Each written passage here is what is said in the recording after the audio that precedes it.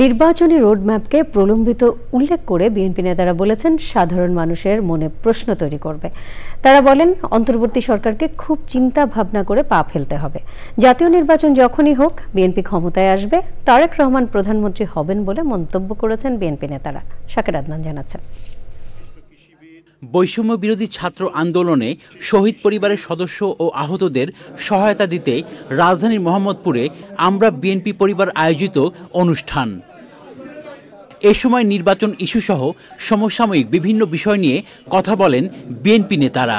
কেন জানি মনে হচ্ছে রোড ম্যাপ যেটি দিয়েছেন সেটি একটু প্রলম্বিত রোড ম্যাপ। এইটা আমার মনে হয় সাধারণ মানুষের কাছে এটা একটা প্রশ্নবোধক চিহ্ন দেখা দিচ্ছে। কোনো উদ্দেশ্য আছে কিনা? গণতন্ত্রের পথে যখন আমরা হেঁটে যাচ্ছি তখন যে কেউ রাজনৈতিক দল সেটা করতে পারে, কিন্তু এইটা যেন আবার রাজকীয় দল হয়ে না ওঠে, এটা মাথায় রাখতে হবে।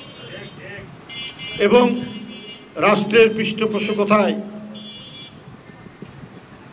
কোনো দলকে গঠন করার প্রক্রিয়া যদি হয় তাহলে যে ক্রেডিবিলিটি এই সরকারের, সেই ক্রেডিবিলিটি কিন্তু নষ্ট হবে। জিগাতলায় নিত্য প্রয়োজনীয় পণ্য বিক্রির কৃষক বাজার উদ্বোধন অনুষ্ঠানে নেতারা বলেন বিএনপি জনগণের ক্ষমতায় বিশ্বাস করে। একটা উপদেষ্টা আছে ফুস করে কয়ে ফেলায় যে বিএনপি নাকি ক্ষমতার জন্য নির্বাচনের জন্য বাড়াবাড়ি করতেছে। আরে বাবা, রাজনীতিবিদরা তো নির্বাচনের কথাই বলবে। দেশের বিরুদ্ধে যে কোনো ধরনের অপপ্রচার বন্ধে সবাইকে সোচ্চার থাকার আহ্বান জানান বিএনপি নেতারা। শাকের আদনান, চ্যানেল আই, ঢাকা।